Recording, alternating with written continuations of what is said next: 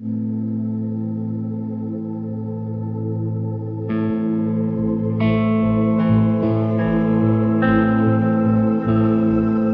बच्चों में अगर चिकन पॉक्स हो जाए तो फिर हमें क्या करना चाहिए?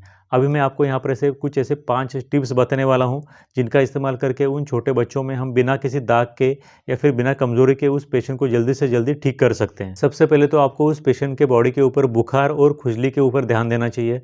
बुखार कम करने के लिए हम उस छोटे बच्चों में पैरासिटामॉल दे सकते हैं और खुजली को कम करने के लिए हम उस पेशेंट में एंटीहिस्टामिन की दवा ओरली दे सकते हैं। इसके साथ-साथ कैलामाइन लोशन उस पेशेंट के स्किन के ऊपर बाहर से लगाने के लिए इस्तेमाल कर सकते हैं। छोटे बच्चों में इस तरह से चिकन पॉक्स होने के बाद हाइड्रेशन करना या फिर हाइड्रेटेड उस बच्चे को रखना काफ़ी ज़्यादा ज़रूरी होता है। हाइड्रेशन रखने के लिए उस छोटे बच्चे में हम उस छोटे बच्चे को नारियल पानी दे सकते हैं, खिचड़ी दे सकते हैं, दही दे सकते हैं या फिर सूप भी दे सकते हैं। इसकी वजह से उस पेशेंट में डिहाइड्रेशन नहीं होगा और उस पेशेंट में ताकत बनी रहेगी। तीसरी सबसे ज़रूरी बात कि छोटे बच्चे क्या करते हैं कि जो भी अपने बॉडी के ऊपर चिकन पॉक्स की वजह से दाने निकल जाते हैं, उनको हमेशा नोचने में लगे रहते हैं। इसलिए उन छोटे बच्चों में सबसे पहले तो आपको उन छोटे बच्चों के जो नाखून होते हैं, उन नाखून को काटना चाहिए। इस तरह से बने हुए जो छोटे काले दाग होते हैं, वो काफ़ी लंबे समय तक बने रहते हैं। इसलिए छोटे बच्चों के नाखून काटना कम से कम रखना काफ़ी ज़रूरी होता है।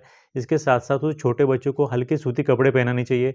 कभी भी टाइट फिटिंग कपड़े उस छोटे बच्चों को चिकन पॉक्स होने के बाद नहीं पहनाने चाहिए। इसके बाद हमें उस छोटे बच्चों में साफ-सफाई और उस बच्चे के आइसोलेशन का ज़रूर से ध्यान रखना चाहिए। किसी भी छोटे बच्चे को चिकन पॉक्स होने के बाद कम से कम 1 हफ्ता या फिर 10 दिन तक स्कूल को नहीं भेजना चाहिए। उस छोटे बच्चे को घर में ही आराम करना चाहिए। इसके साथ-साथ उस छोटे बच्चे के कपड़े और उस छोटे बच्चे का तौलिया, साबुन, इस सभी को अलग रखना चाहिए। कभी भी दूसरे घर के मेंबर्स के, फैमिली मेंबर्स के कपड़ों के साथ उस छोटे बच्चे के कपड़े मिक्स नहीं करने चाहिए। बात कुछ ऐसे वार्निंग साइंस होते हैं जो अगर छोटे बच्चे में दिखाई दे तो फिर उस पेशेंट को चिकन पॉक्स होते हुए भी जल्द से जल्द डॉक्टर को या फिर छोटे बच्चों के डॉक्टर को दिखाना ज़रूरी हो जाता है।